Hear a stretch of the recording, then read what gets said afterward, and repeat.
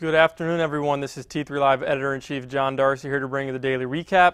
So like I've talked about on a couple Fridays, the fact that I'm typically on the Friday videos lends to the fact that I often talk about a market that's been frustrating in these daily recaps. Markets that's been frustrating, choppy, and has thrown traders for a loop during a session based on the commentary that I see both in the virtual trading floor and just around the traders that I see every day. And this was another one of those days, and I think it's definitely something to pay attention to, is that has been the trend on Fridays. The birth of weekly options, I think, has a large part to play in the fact that Fridays are often choppy, frustrating, and given the fact that today was a jobs Friday, when you have economic data that comes into the mix, it also throws the technical picture for a little bit of a loop, and especially after the volatility that we saw this week, it was sort of a perfect storm of things to make for a trading day that wasn't going to have as much opportunity as we've seen for the beginning part of this week and over the last several weeks as the market snapped back to highs and continue to make new highs. But with that being said, as Scott would say, we did have some interesting divergences, situations that developed in certain sectors, and I'll go through those. But first, I'll give you a visual chart of the spiders. As you can see, what we talked about in the morning note this morning was the fact that we had a really volatile week so far this week. We had the big gap down on Monday as the situation in Ukraine seemed to be escalating and potentially developing into some sort of war. But then on Tuesday, Russia backed down from their rhetoric a little bit. The crisis seemed to be averted for the most part, and we had a huge snapback to highs. And then after that, we just digested basically on Wednesday that Tuesday snapback. Yesterday we made another new high, and then we talked about in the morning note the idea that if we had a gap up this morning on the jobs data, if we had a decent report gapped up, then this would definitely be the type of gap that we would think would be inclined to be sold off, and that is what we saw during today's session. We saw even before the open, you saw futures spike and then come off their pre-market highs a little bit. And then after the open, the market was basically weak for most of the session. It did close off of its lows, as you can see on the chart here, did the spiders. But all in all, finished around the flat line, just a day of digestion, a day to absorb all this volatility that we got this week based on the headlines and all that news. So all in all, it's basically what we expected today from the indices. But like I said, we are seeing some interesting changes in terms of sector leadership and which sectors are most conducive to trading opportunities right now. And one of the biggest changes there comes from the biotech sector. The biotech sector has been one of the strongest groups in the market this year, and even dating back to last year and even prior to that. But we are seeing some red flags. I talked this morning in the morning call about how we're seeing some red flags develop in some leading biotech names and the biotech ETF that tells you that perhaps this sector looks a little bit tired, and definitely after today's action looks like it could definitely use some time at least to repair the charts, find its footing a little bit, figure out how deep some of these sell-offs are going to be in some of these names. But one of the things you need to understand about biotech stocks is that it's sort of like trading precious metals or other types of securities that aren't necessarily individual company stocks, is that biotech names are very ripe both to the upside and downside for big gaps. They have a lot of gap risk based on FDA approvals for drugs, based on research breakthroughs, but also FDA rejections of drugs or new studies that come out that maybe bring into question the safety of some drugs that these companies rely on to be big revenue producers for them. And that's what you saw a little bit today. First, I'll take a look at the IBB ETF. And everyone's gotten accustomed to biotechs just continuing to stair-step higher. There hasn't really been a lot of bad news in the group that has led to some of these sharp sell-offs like you often see in biotech names, just given the volatility of FDA approvals like I talked about. But we did start to see some of that this week, and I think it's going to wake people up a little bit and make everybody a little bit more jittery about this sector. As you can see, last Friday we had a really sharp sell-off in the group. That was your first red flag. A clean close below the 8-day, almost down to the 21-day. Big gap down the next day that it was able to repair a little bit. That was on Monday. And it was able to bounce a little bit, but then yesterday was a huge day to take notice, back into the 21-day for the IBB. Today we opened higher with the non-farm payrolls report boosting the market in most sectors, but then some really harsh selling during the session. Yes, we did close off the lows again, but I think it's becoming a more stock-specific type of tape within the biotechs, and the ETF is looking a little bit more damaged as well as we close below the 21-day EMA. So the sector in general, I think, is due for a little bit of rest at the very least, and at worst, some more downside based on the harshness of the selling that we've seen. But some of the big names today that were in focus in biotech was Regeneron. Obviously, really ugly candle there. There was some news about research on one of its drugs potentially being harmful and being brought into question, and that triggered obviously an extremely sharp sell-off during the session.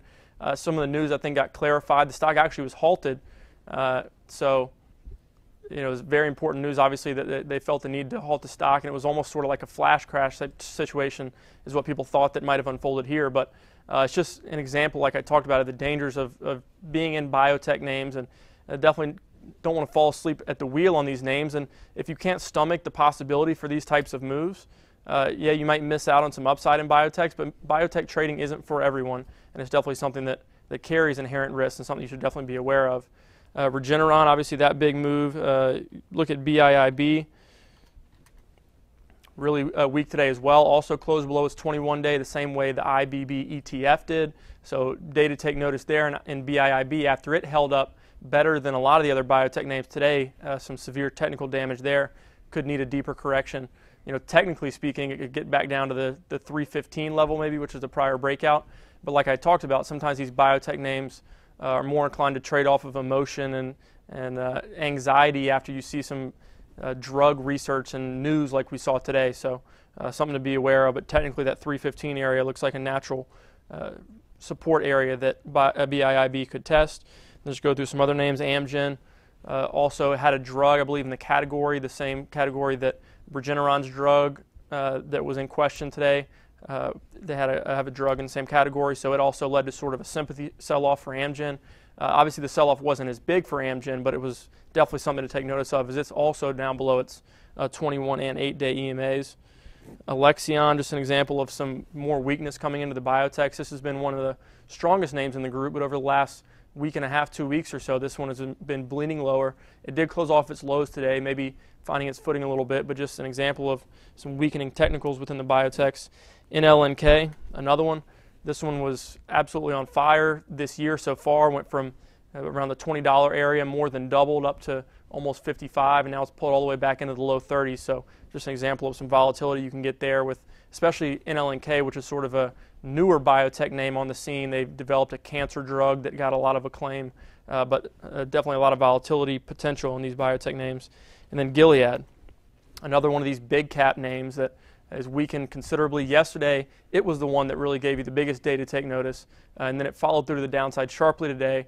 Did close off of its lows to minimize losses for the day, and two tails the last 2 days give you an indication that there are some dip buyers there, but definitely not the type of volatility you'd like to see if you're looking to hold a stock like this on a swing basis. And then another thing I talked about this morning is you've seen biotechs rotate out of that leadership role into having more red flags, and you've seen the banks actually become a sector that's helping the indices push higher. And that continued today. There wasn't a blockbuster move in the banks today, and several of them showed a little bit of toppy type activity, at least in the short term. But as I've talked about on other Fridays, you do have weekly options expiring, big volatility this week. That could have played a factor in some of the action, the lack of commitment to the upside that we saw in the banks today after some big moves. And even today, like we talk about within the banks, leadership within that sector changes a lot as well. And for the early part of this move, even before this breakout of the descending channel, which I'll draw for you, Bank of America, the laggard names in the group are the ones acting better. And that actually happened today as well. The laggard names were the one that started this rally for the banks, but Bank of America is the one that, I'm not going to say finished the rally, but sort of upped the ante on the rally with that breakout of the descending channel that I drew right there. That's one that we talked about in the morning call. It was listed on Off the Charts. We got barely stopped out of the idea, so it's currently not on the watch list, but just an example of in a choppy type market like we've seen so far this year, sometimes it's good to loosen up your stops a little bit and maybe raise your targets on swing ideas to maintain that risk-reward composure parameters on any trade idea that you have. But Bank of America had been strong, but today was not one of the stronger names. You saw names like Goldman Sachs. Wasn't a blockbuster move like I said, but it did finish nicely higher today. And Wells Fargo is not a laggard, but it's one of the slower movers. It's my favorite one among the banks if you're looking to buy and hold a stock. A lower risk profile than a lot of the other Wall Street banks, and just a slow mover, more of a value-oriented investment if you're looking in the banking sector. A nice dividend and everything like that. Really good action today in Wells Fargo, and then J.P. Morgan, nice day today. getting back near highs after previously being a little bit of a laggard. And then you look at Morgan Stanley. This one was really strong in the pre-market. It was one of the biggest gappers in the group after the jobs report, but it was weak during the session, so not the most encouraging chart there. I think there are better ones out there than Morgan Stanley, definitely a laggard in the group. And then you've also seen tech weaken. Tech is a very mixed bag. Obviously, when you talk about the universe that is tech, there's a lot of different sectors, you could say now, with the way tech, especially in the last 10 years or so, has developed with social media and cloud computing, all that stuff. There's a lot of sectors within tech. So talking about tech as a sector is a little bit of a loose way to explain things. But anyways, as a group, the NASDAQ, which is largely composed of tech stocks, was a little bit weaker today. And there wasn't really, as I went through tech charts, there weren't a lot of compelling moves that happened today that you could have been expected to take advantage of as a technical trader. But as you can see, the Qs were weaker than the S&P. The S&P finished around the flat line, maybe a little bit above it, while the Qs came back to their 8-day moving average and were very weak during the session after that non-farm payrolls report. Not much of a gap up in the Qs either. So something interesting to note there. Not sure if it was a case of options pinning, Friday choppy activity, or whether that continues into next week. I think sometimes you have to take action on Fridays, like I've mentioned several times, with a grain of salt. So we'll see whether this continues next week. Despite the fact that it was weak today, the Qs ETF is still above its 8-day. So just something to keep an eye on, something to keep on your notepad, your watch list to check in on Monday and Tuesday, see if some sort of weakness persists from today's relative weakness in the Qs. And social media was interesting. I talked about it this morning that Facebook is really the cream of the crop, needless to say, among the social media stocks. And the other ones are just out of play and weak right now. If anything, if I were to flip, or if somebody were to say, squirt gun to head, whatever the analogy Scott uses, is Twitter a long or a short, I would definitely lean to the short side right now. I like Twitter as a social network, as a social medium, but the stock is not acting well right now. I think that WhatsApp acquisition sort of opened a lot of people's eyes, in addition to a really weak earnings report from Twitter, but the WhatsApp acquisition just opened people's eyes to the amount of competition there is in the social media messaging type space. And I think some fears are emerging that Twitter might be one of the ones that's left behind a little bit. In terms of growing their usership, they haven't been able to match the momentum that something like Facebook and WhatsApp have been able to create among young users and just users in general. So I think the threat of competition and people being a little bit anxious about that really weak earnings report has definitely caused some persistent weakness in Twitter. And if you look at the chart, had that big gap down on earnings, wasn't able to really penetrate much of that gap. That's the analysis that we use with gaps to see what the next step for the stock is. So what you would be able to say now is it didn't enter half the gap, got rejected, and now it's sort of in a tight range below that gap, and now it was weak today. If it breaks below this pivot here at 52.90, I think it's definitely feasible to see it down here back in the $50 area. If it breaks the $50 area, then you're talking about nothing really in the way of support until you get down to about 40. So definitely a precarious looking chart on Twitter right now. Something to keep an eye on below its 8 and 21-day moving averages, below all the moving averages that it has. So something to take note of. LinkedIn, also just weak and out of play right now. All the moving averages are converging on this one, so it's really coming to an inflection point that I think, given some more time, it's sort of building a wedge pattern, but as this wedge pattern gets tighter, it's either going to break to the upside or it's going to break to the downside. It depends on whether you're looking at really long-term trends or whether you're looking at more intermediate-term trends. The more intermediate-term trend here would tell you that LinkedIn could definitely resolve this wedge pattern to the downside. It's been a really laggard name since last August or so, just in a really steady downtrend, but that's the beauty of wedge patterns, is that you don't really have to cheat in either direction. You can use the upper end of the wedge pattern and the lower end of the wedge pattern as potential entry levels, depending on which side it breaks to. So today it was weak, but definitely take sort of a neutral view with a wedge pattern, and based on your time frame is how you should treat LinkedIn. And I talked about how sector leadership has sort of rotated a little bit out of biotech, out of tech, into some banks and stuff like that. We've also seen a lot of laggard type stocks. That's not a sector, but you've seen a lot of laggard type names come in focus, and that can be interpreted in a number of ways. Yes, you are seeing a lot of new type companies after you see something like Tesla explode onto the scene with electric cars and batteries and things like that. You're seeing fuel cell stocks, for example, act really strong, and I'll go over a few of those symbols in a second. And then mobile gaming stocks starting to perk up a little bit. And you can interpret weakness from laggard stocks and and sort of speculative type stocks in a couple of ways. One way that if you're of the bearish tendency, you might say that there's a flight to lower quality stocks towards the tail end of a bull market cycle. And some people could say that the fact that all these small cap, high short interest type names are the ones that are acting in a lot of cases the best on certain days, that could be evidence that we could be near an impending top. It's sort of a weak indicator. I wouldn't use it as your sole evidence and your sole basis for shorting or anything like that, but it is an interesting argument to take note of.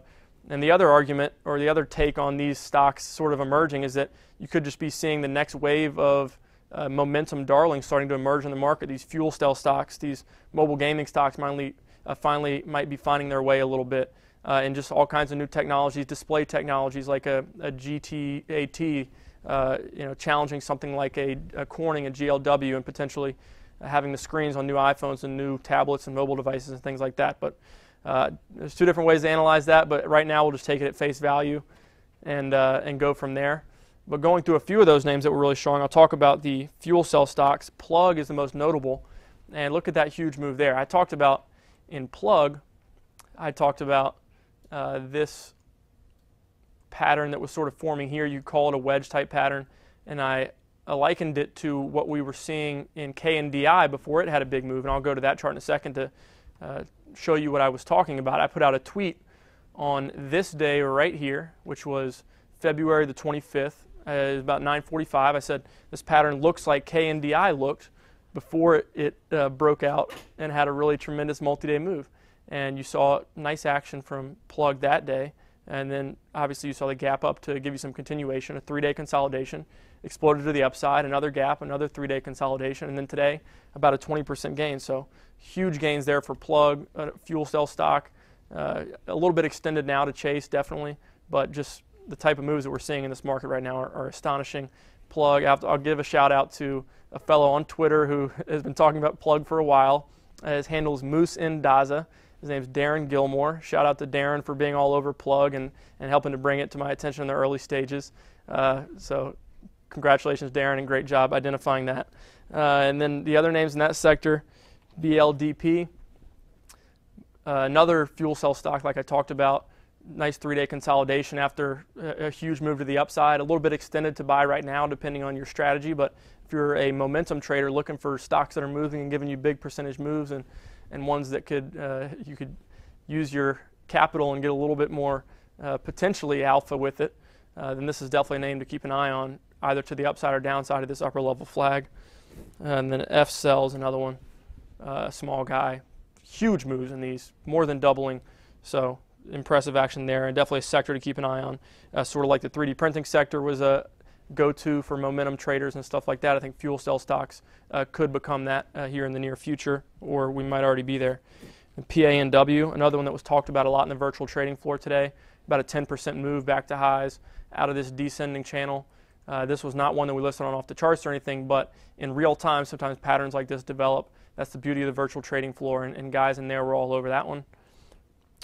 Skull Candy, they make headphones, but I'm not sure what the news was, but just another huge move that we see in the market. The stock finished up about 25% on the day, but as you can see, opened around 750 or below and went almost to 1150. So even there was a bigger percentage move than obviously what we closed at today.